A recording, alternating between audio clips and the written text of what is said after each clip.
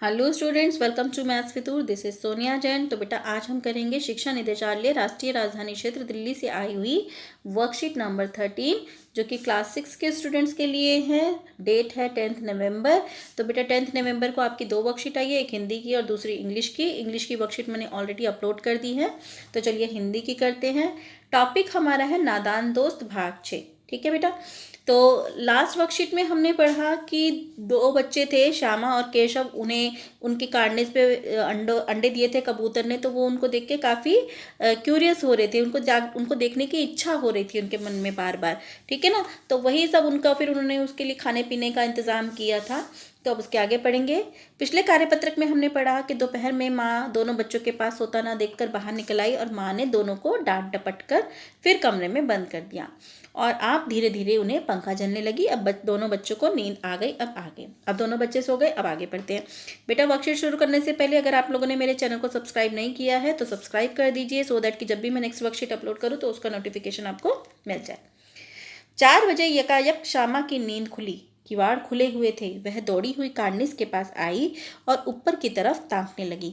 तो 4 बजे के करीब श्यामा की नींद खुल गई और उसने देखा कि किवाड़ दरवाजे खुले हुए थे। तो वह दौड़ती हुई कार्निस के पास आई और ऊपर की तरफ देखने लगी कि अंडों का क्या हुआ।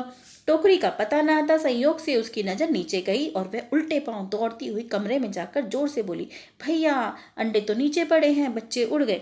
अब जो अंडे हैं वो जब उसने देखा कि ऊपर कार्निस पे टोकरी है नहीं, तो अचानक उसकी नज़र नीचे पड़ी।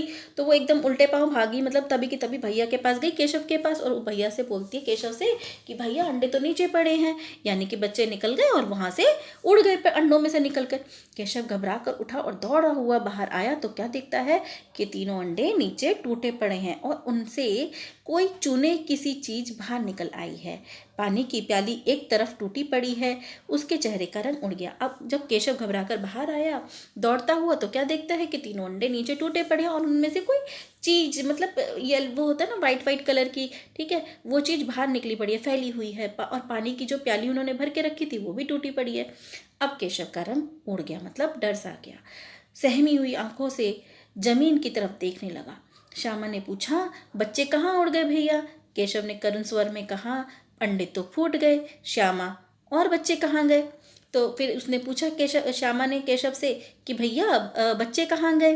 क्योंकि बच्चे तो मतलब अगर अंडे फूट गए तो यानी कि बच्चे उड़ गए। तो केशव ने कहा कि अंडे फूट गए। तो फिर श्यामा ने फिर पूछा, तो फिर बच्चे कहाँ गए? केशव बोला, तेरे सर में देखती नहीं है, अंडों में से उजला उजला पानी निकल आया है, वही तो 2-4 दिन में बच्चे बन जाते।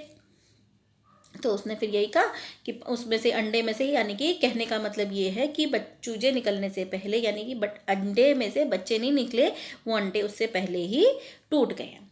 ठीक है। अब आगे देखते हैं। निम्नलिखित प्रश्नों के उत्तर दीजिए। केशव घबरा कर उठा। श्यामा ने गिड़गिड़ा कर कहा। केशव रोनी सूरत बनाकर बोला। अब देखो बेटा, इसमें ऊपर लिखे वाक्यों में रेखांकित शब्द रीतिवाचक क्रिया विशेषण का काम कर रहे हैं।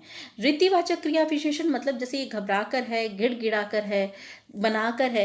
रीतिवाचक क्रिया होता है मतलब किस तरीके से बोला, क्रिया मतलब किस तरीके से, रीति मतलब किस रीति से। ठीक है।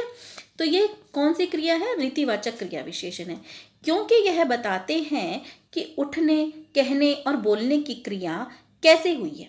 ठीक है। अब जैसे केशव उठा, कैसे उठा? घबरा कर उठा। श्यामा ने कहा, कहा क्या है? क्रिया है, लेकिन कैसे कहा? गिड़गिड़ा कर कहा। केशव रोनी सूरत बनाकर बोला, मतलब कैसे बोला केशव? रोनी सूरत बनाकर बोला। ठीक है। तो ये जो है बोला, कहा, उठा, ये क्या है? क्रिया। और क्रिया की विशेष मतलब उसको विशेषता बता के किस रीति से उन्होंने कहा या बोला, तो वो चीज को हम कहते हैं क्रियावाचक विशेषण। कर वाले शब्दों के क्रिया विशेषण होने की एक पहचान ये भी है कि अक्सर क्रिया के ठीक पहले आते हैं। अब तुम मेन क्रिया विशेषणों का वाक्य में प्रयोग करो।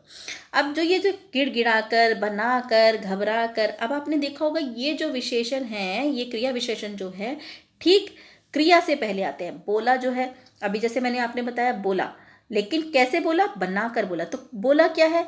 क्रिया है। और बनाकर बोला, कैसे बोला? बनाकर। तो इसकी विशेषता बता रहा है। ठीक है, उसकी रीति बता रहा है। तो ये जो है बनाकर, तो ये क्या है, रीतिवाचक क्रिया विशेषण। गिड़गिड़ाकर, घबराकर, ये क्या है, रीतिवाचक क्रिया विशेषण। अब हमें कुछ ऐसे ही सेंटेंसेस यहाँ पे बनाने हैं इन शब्दों के। तो यहाँ मैंने कुछ एग्जाम्पल लिए हैं बेटा। वो अगर आपको कोई और अच्छे लगते हैं तो आप वो भी बना सकते हैं, कोशिश करना आप खुद ही बनाएं, ठीक है। जैसे अब हमारा पहला है घबराकर, मोहन घबराकर बेहोश हो गया। फिर है गिड़गिड़ाकर, अमित गिड़गिड़ाकर रोने लगा। तीसरा है बनाकर, रोशनी रोनी सूरत बनाकर बोली। ठीक है बेटा, तो आप इसी तरीके से अपने आप वाक्य बनाइएगा। अगला है श्यामा माँ से बोली, मैंने आपकी बात सुन ली है। ऊपर दिए गए उदाहरण में मैंने का प्रयोग श्यामा के लिए और आपकी का प्रयोग माँ के लिए हो रहा है। अब देखो मैंने जो है ये कौन कह रहा है, मैंने यानी कि श्यामा, आपकी यानी कि माँ। ठीक है, तो मैंने और आपकी जो किसके लिए हो रहा है, श्यामा और माँ के लिए। तो इन्हें क्या कहते हैं, सर्वनाम कहते हैं। जब सर्वनाम का प्रयोग कहने वाले, सुनने वाले या किसी तीसरे के लिए हो तो उसे पुरुषवाचक सर्वनाम कहते हैं। जैसे कि अब इसमें कौन बोल रहा है, श्यामा बोल रही है। किसको बोल रही है, माँ को बोल रही है। तो कहने वाला माँ श्यामा हुई, सुनने वाली माँ हुई। ठीक है, अगर मान लीजिए वो अंडों की बात करती या कबूतरों की बात करती, तो कबूतरों के बारे में बात करती, उनकी जैसे होता मैंने आपकी बातें सुन ली है कि वे उड़ जाएंगे, तो वे शब्द जो होता वो किसके लिए होता, कबूतरों के लिए। ठीक है, तो उनके बारे में बात होती तीसरे के लिए, तो उन्हें कहते हैं हम पुरुषवाचक सर्वनाम। ठीक है, तो इसका मतलब क्या है, जब सर्वनाम का प्रयोग कहने वाले, सुनने वाले या किसी तीसरे के लिए हो तो उसे कहते हैं पुरुषवाचक सर्वनाम। नीचे दिए गए वाक्यों में 3 प्रकार के पुरुषवाचक सर्वनाम के नीचे रेखा खींचो। अब इनको पुरुषवाचक सर्वनाम के नीचे हमें क्या करना है, रेखा खींचनी है। ठीक है, तो करते हैं। एक दिन दीपू और नीलू यमुना तट पर बैठे शाम की ठंडी हवा का आनंद ले रहे थे। तभी उन्होंने ये किसके लिए लगा है, दीपू नीलू, ठीक है, इन दोनों के लिए लगा है, कि एक लंबा आदमी गिड़गिड़ाता हुआ उनकी ओर चला आ रहा है। किनकी ओर, दीपू और नीलू की ओर। तो ये उनकी जो है सर्वनाम हो गया, पुरुषवाचक सर्वनाम हो गया। ठीक है, पास आकर उसने मतलब किसने, वो लंबे आदमी ने, तो उसने जो हो गया वो भी पुरुषवाचक सर्वनाम हो गया।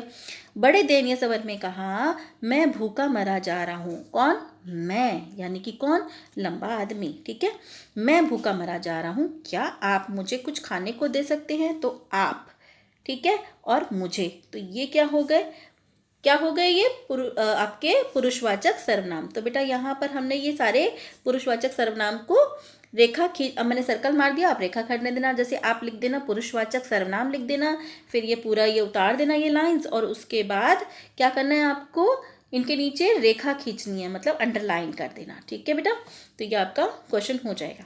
उसके बाद थर्ड क्वेश्चन है, सोचकर देखिए कि श्यामा की आंख अचानक क्यों खुली होगी। ठीक है, ये थर्ड क्वेश्चन है। आपको क्या लगता है कि श्यामा की जो आंख खुल गई होगी तो वो किस वजह से खुल गई होगी। देखो कई बार आपने देखा होगा, कई बार हमें कहीं अगर आपने देखा हो, कई बार अगर हमें बाहर जाना होता है, घूमने जाना होता है, तो हम बेचैन से रहते हैं, नींद भी नहीं आती हमें, और सो भी जाते हैं तो हम उठ भी जाते हैं जल्दी, है ना। कई हम ऐसा कुछ होता है ना कई बार, क्योंकि हमारे बारे में, हमारे मन में उस चीज़ को लेकर विचार आ रहे होते हैं, उत्सुकता रहती है। ठीक है, तो वही चीज़ क्या हो रही थी, श्यामा के साथ हो रही थी। श्यामा को उन अंडों को देखने की उत्सुकता थी, उनकी चिंता थी कि अंडों में से बच्चे कब निकलेंगे, कैसे निकलेंगे, अंडे कैसे होंगे, तो वही उसके मन में उत्सुकता थी। श्यामा को अंडों की चिंता सता रही थी, उसके मन में बार बार अंडों को देखने का विचार आ रहा था, इसीलिए उसकी आंख अचानक से खुल गई। ठीक है बेटा, तो यहाँ पर हमने इसका आंसर लिख दिया। ठीक है, तो यहाँ पर बेटा हमारी वर्कशीट कंप्लीट होती है। अगर आपको मेरे वीडियोस अच्छे लगते हैं तो प्लीज़ उन्हें लाइक कीजिए, शेयर कीजिए, मेरे चैनल को सब्सक्राइब कीजिए। So stay tune for more videos, till then bye bye.